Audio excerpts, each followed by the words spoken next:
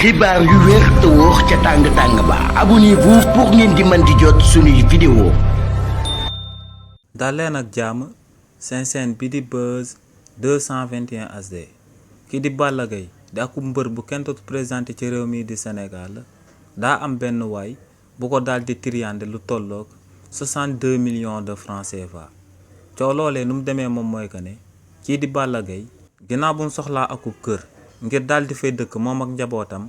dafa contacté woon ki nga xam ne day uyoo ci turu maître Sèye mi nga xam ne liggéeyam moom mooy muy jënd ak di jaay ay kër. si li ni mel nag kookee di maître Sèye daa xamaloon Balla Gaye que ne am na kër gu méngoog kër gu mu war a daal di soxla te këram googee moo ngi daal di nekk ci cité douane bu Géejawaay. si li ni mel nag kii di Balla Gaye ginnaaw bu mu gisee woon kër googee ba noppi dafa mujj woon a daal di jël lu tolloog 62 millions de francs CFA daal di koy jébbal kii di maître Sèye ginnaaw bu ko kookee jébbalee ay documents yuy firndeel que ne kër googee moom moo ko daal di moom. waaye nag kii di Balla Gaye ginnaaw ba mu envoyé ay maçon ngir ñu daal di réfectionné këram googee dañ faa fekkoon beneen famille te borom kër gi da leen a xamaloon que ne kër gi këram la bu ko kenn daal di laal.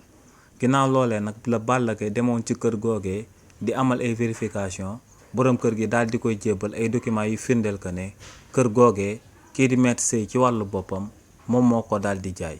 li ni mel nag moom moo sababoon Balla Gaye kookee di maître Sèye daal di koy laaj mbir yi nu mu demee kookee di maître Sèye daal di koy xamal que ne bien évidemment moom moo leen daal di jaay ñoom ñaar ñëpp kër gi. ginnaaw li ni mel nag kii di maître Sèye dafa jéggalu woon Balla Gaye ba noppi daal di koy xamal que ne ci akub délai bu gàtt dina ko daal di jébbalaat 62 millions yooyee mu ko njëkkoon a jébbal. waaye nag kii di maître Sèye délai boobee mu promettre woon kookee di Balla Gaye musu koo daal di répété te du benn yoon du ñaari yoon du ñetti yoon.